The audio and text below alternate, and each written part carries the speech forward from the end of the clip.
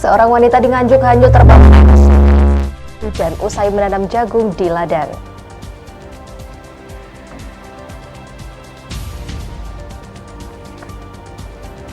Kejari Nganjuk jebloskan mantan Dirut PDAU dan Kepala Desa Gemenggeng atas dugaan tindak pidana korupsi.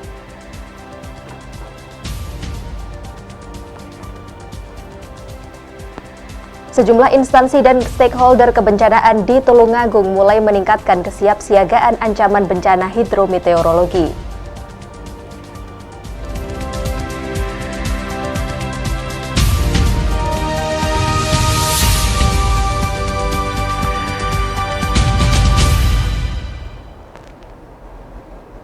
Assalamualaikum pemirsa, Anda kembali menyaksikan Doho hari ini. Itulah tadi sejumlah cuplikan berita pilihan yang sudah kami kumpulkan dan rangkum untuk hari ini. Bersama saya Thalia Rosy, inilah berita selengkapnya.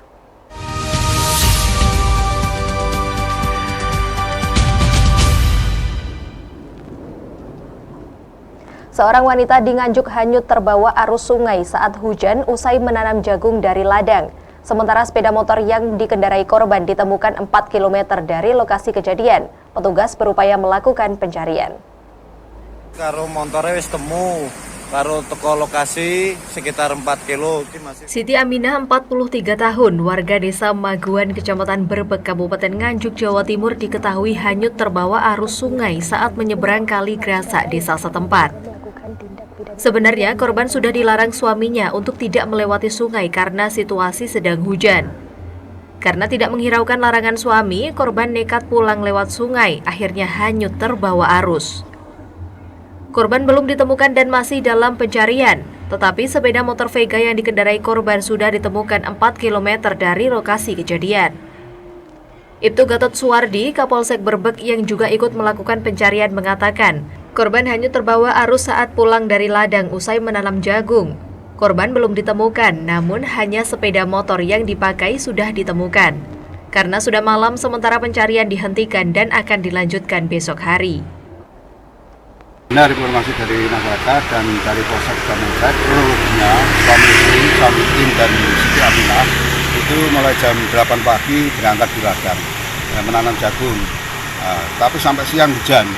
Akhirnya tetap diteruskan, namun setelah jam 4 sore, jam 16.00 mau pulang, menyeberang sungai. Namun tadi sudah diingatkan sama suaminya, jangan menyeberang dulu, karena kan bawa sepeda motor. Nah, akhirnya tetap menyeberang, akhirnya hanyut dan tidak tertolong lagi. Akhirnya melapor ke masyarakat dan dicari sepeda motornya Vega, ketemu 4 kilo dari TKP. Selengkapnya dan identitas sudah diketahui, namun kalau warga anaknya belum, Pak. Siti Aminah, suaminya Samudin. Iya. Untuk selanjutnya penyarian karena situasinya tidak memungkinkan dan ini gelap, mungkin dilanjutkan besok. Besok mungkin kita jam 8 menunggu kesiapan BPBD. Informasi terakhir kalau dari TKP sudah ditelusuri Pak, dari jam 4 kilo sudah jauh. Sampai saat ini belum ada tanda-tanda karena cuaca, situasi dan malam, dan air sudah banyak yang meluap dan juga banyak sampah-sampah yang jembatan, terhadap jembatan. Jadi kalau enggak itu membedakan itu nanti kelihatan manusia apa enggak belum bisa. Tapi kalau siang mungkin pagi mungkin bisa, Pak. Jadi antara mungkin sampah dan itu nanti ciri-ciri manusia dan mudah dikenali kalau mungkin siang karena ini situasinya gelap. Petugas BPBD dan polisi standby di Balai Desa Maguan sambil melakukan pemantauan. Dari Nganjuk, Asep Bahar melaporkan. Satreskrim Polres Tulungagung, Jawa Timur menangkap Direktur Biro Perjalanan Umroh asal Surabaya karena diduga melakukan tindak pidana penipuan dan penggelapan. Perusahaan pelaku gagal memberangkatkan ratusan jamaah umroh.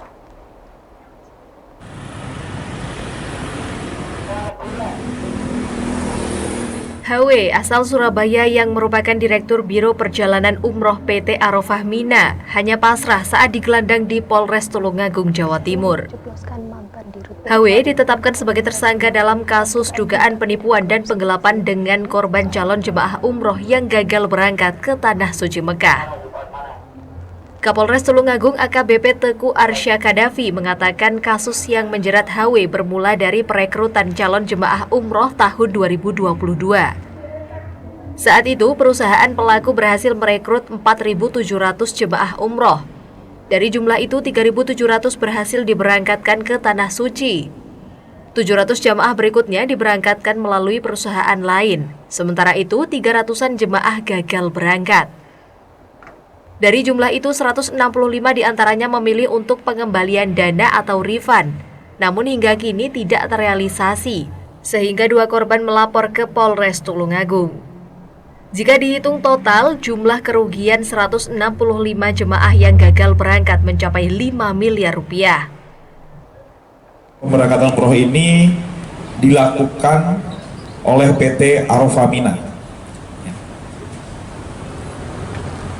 Kemudian setelah yang bersangkutan membayar kepada saudara HW yang merupakan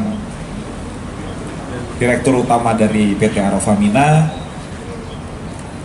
ternyata yang bersangkutan dan suaminya tidak bisa diberangkatkan. Setelah kami lakukan penyelidikan, kemudian diketahui ternyata peristiwa yang menimpa saudari LS ini juga menimpa jamaah yang lain. Di mana ternyata PT Arofah Mina ini semenjak tanggal 29 Mei 2023 telah dibekukan izin operasinya terkait untuk pemberangkatan umroh, yang kemudian masih tersisa sekitar 1.000 jamaah yang belum berangkat. Kemudian dari 1.000 tersebut ada sekitar 700 yang sudah diberangkatkan melalui PT lain dengan sisa 300 jamaah, di mana dari 300 jamaah tersebut sebanyak 140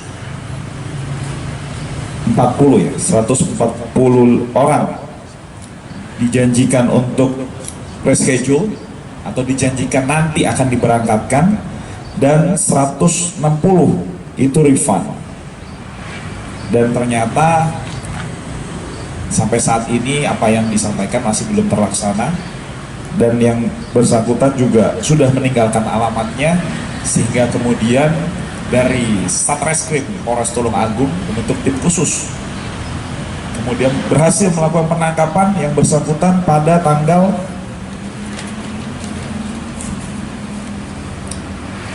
24 November 2023 di apartemen Sukolilo Dian Regency di Surabaya. Dari hasil penyidikan Satreskrim Polres Tulungagung, diketahui PT Arofah Mina mengalami persoalan keuangan pada saat pandemi COVID-19, sehingga dana yang disetorkan oleh calon jemaah umroh dipakai untuk menutup kerugian perusahaan. Izin Biro Perjalanan Umroh PT Arofah Mina juga telah dibekukan oleh pemerintah selama 1 tahun terhitung sejak 29 Mei 2023. Dari Tulungagung, Jawa Timur, Nadawianto melaporkan. Kejari Nganjuk jebloskan mantan Dirut PDAU dan Kepala Desa Gemegeng atas dugaan tindak pidana korupsi. Simak laporannya sesaat lagi.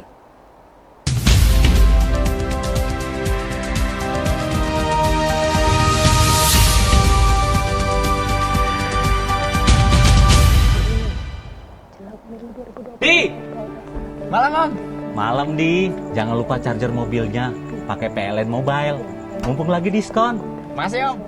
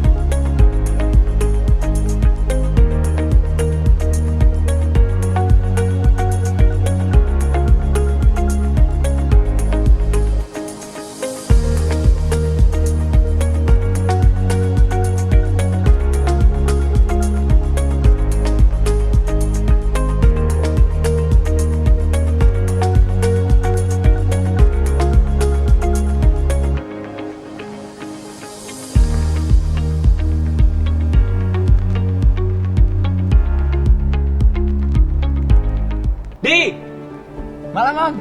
Malam, Di. Jangan lupa charger mobilnya. Pakai PLN Mobile. Mumpung lagi diskon. Masih, Om.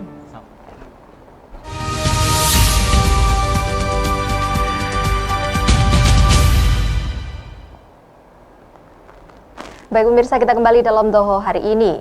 Jelang pemilu 2024, Polresta Blitar, Jawa Timur menggelar latihan pengawalan dan pengamanan VVIP. Latihan ini dilakukan guna kesiapan anggota jika sewaktu-waktu diperlukan saat Capres maupun Cawapres berkunjung ke Kota Blitar.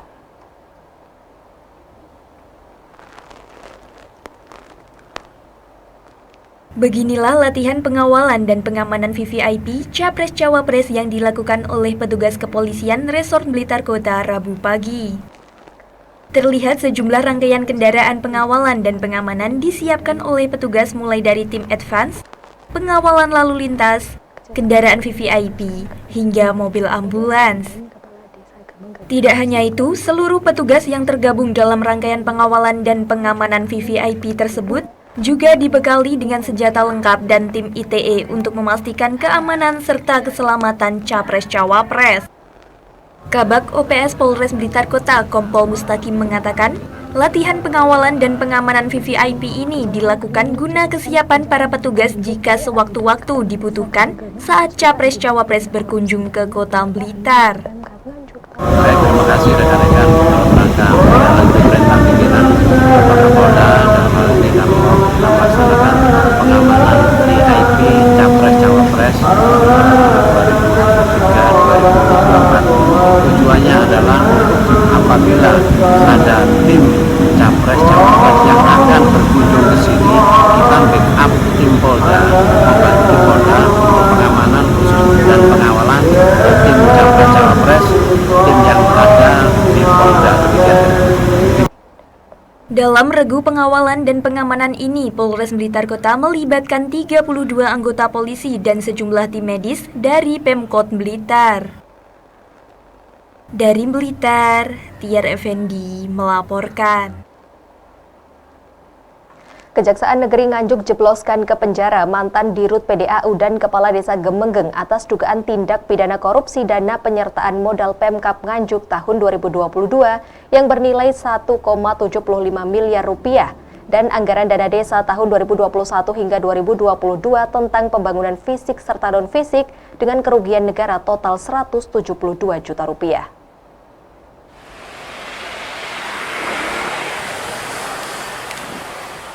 Jelang akhir tahun, Kejaksaan Negeri Nganjuk jebloskan 2 tersangka dugaan tindak pidana korupsi. 2 tersangka tersebut yaitu mantan Dirut PDAU Jaya Nur Edi dan Kepala Desa Gemenggeng, Bagus Priyo Sambodo. 2 tersangka yang terlibat dugaan tipikor itu dibawa menuju rumah tahanan kelas 2B Nganjuk sekitar pukul 16.15 waktu Indonesia Barat. Sebelumnya, dugaan tersangka tipikor menjalani pemeriksaan penyidik dan ditetapkan sebagai tersangka.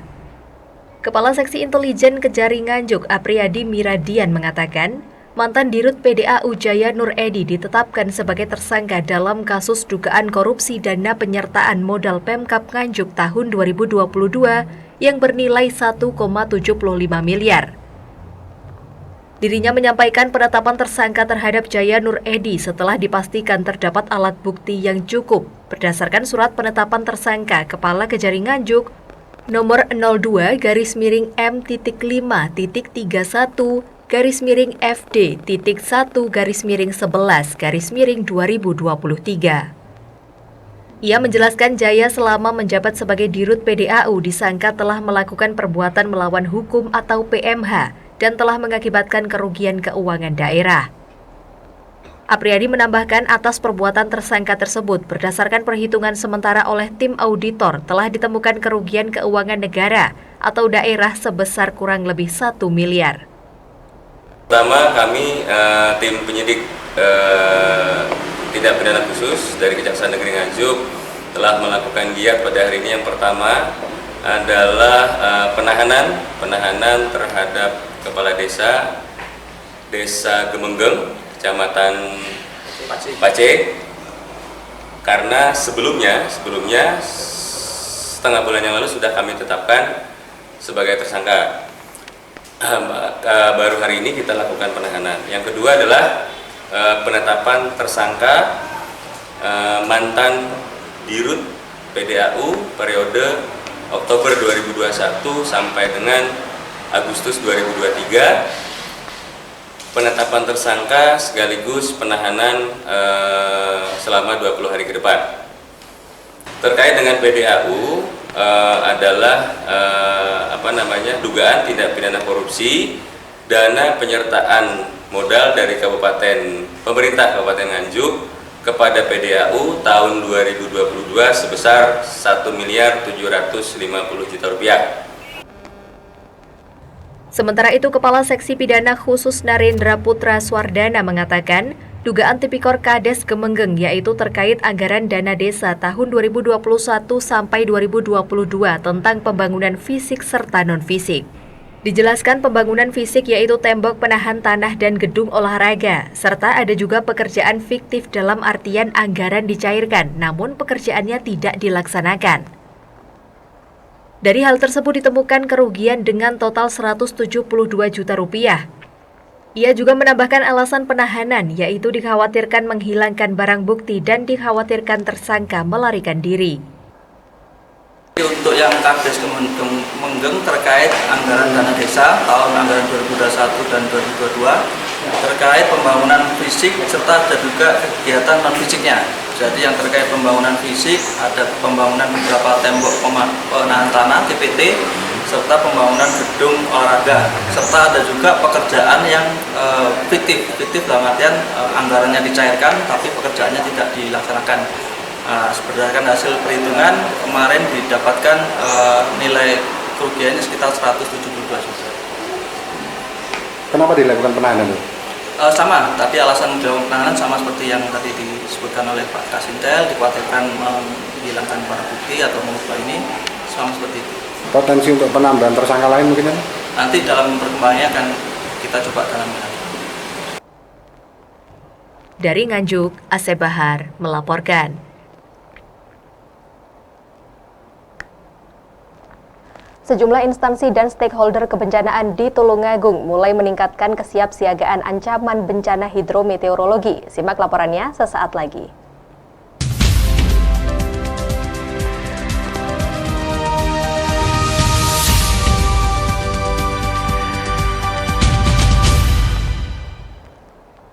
Di! Malam, Di. Jangan lupa charger mobilnya. Pakai PLN Mobile. Mumpung lagi diskon.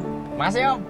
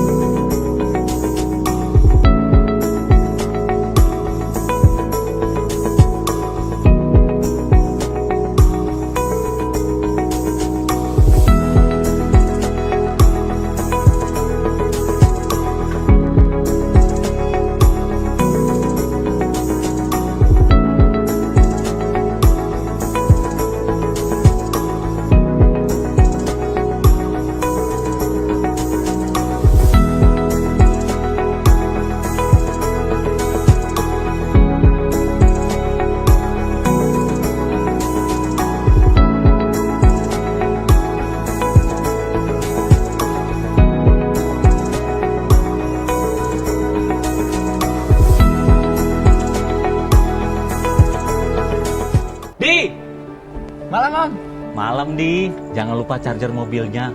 Pakai PLN Mobile. Mumpung lagi diskon. Masih, Om.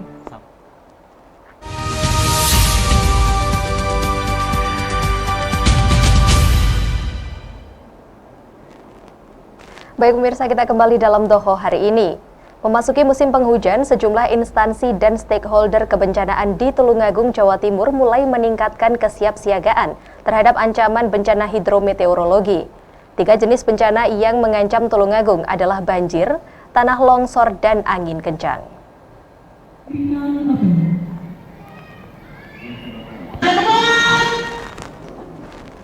Apel kesiapsiagaan terhadap ancaman bencana alam hidrometeorologi ini digelar oleh Polres Tulungagung, Jawa Timur bersama TNI, BPBD, PMI, Dinas Sosial, dan berbagai unsur kebencanaan yang lain.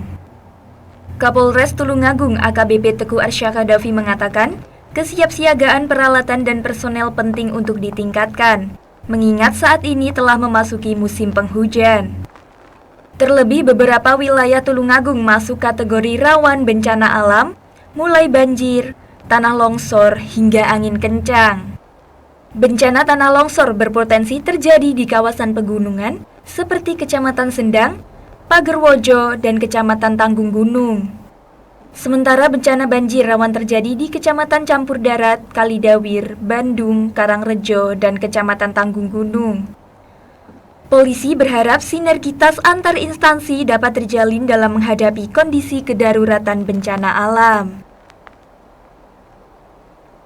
Kesiapsiagaan bencana hidrometeorologi khususnya di wilayah Kabupaten Tulungagung. Ini memang perlu kami lakukan. Yang pertama untuk mengecek kesiapan personil maupun peralatan yang nantinya perlu digunakan pada saat terjadi bencana. Kan tetapi salah satu strategi yang paling utama adalah melakukan edukasi terhadap masyarakat dalam merawat lingkungan, khususnya juga terkait penanam pohon, sehingga untuk wilayah-wilayah yang memang punya potensi tinggi terkait hidrometeorologi ini bisa menurun eskalasinya, khususnya terkait longsor dan banjir. Tingkat kerawanan dan untuk wilayah Tulungagung dan? Ya, memang untuk beberapa wilayah tadi saya sampaikan di mana kontur wilayahnya berbukit dan memiliki arus sungai yang cukup besar. Dengan kita lihat beberapa fungsi lahan yang semula ditanami pohon-pohon beralih menjadi ladang, ini menjadi potensi yang cukup tinggi. Kan tetapi dengan kerjasama dari stakeholder terkait tentunya mengajak masyarakat, kita akan berupaya menurunkan resiko ini. Dari pemetaan sendiri dan bencana apa yang bisa terjadi di Tulungagung? Berdasarkan hasil pemetaan dari data kami dari tahun-tahun yang lalu, beberapa bencana yang menjadi ancaman di Kabupaten Tulungagung itu yang pertama adalah terkait dengan longsor tentunya, kemudian banjir, dan juga terkait dengan angin. Nah, ini 3 bencana ini adalah bencana yang sering terjadi dan tentunya kami ke depan akan bekerja sama dengan stakeholder terkait. Kapolres memastikan seluruh peralatan dan personel kebencanaan Tulungagung siap untuk menghadapi ancaman bencana hidrometeorologi. Dari Tulungagung, Jawa Timur, Nada Wianto melaporkan. Baik pemirsa, informasi tadi sekaligus menutup perjumpaan kita di Doho hari ini. Simak terus informasi yang terjadi di Kediri dan sekitarnya setiap Senin sampai Kamis pukul 12 dan Jumat pukul 13 waktu Indonesia Barat. Saya Talia Roshi mewakili kerabat kerja yang bertugas mohon undur diri. Terima kasih atas kebersamaannya. Wassalamualaikum warahmatullahi wabarakatuh.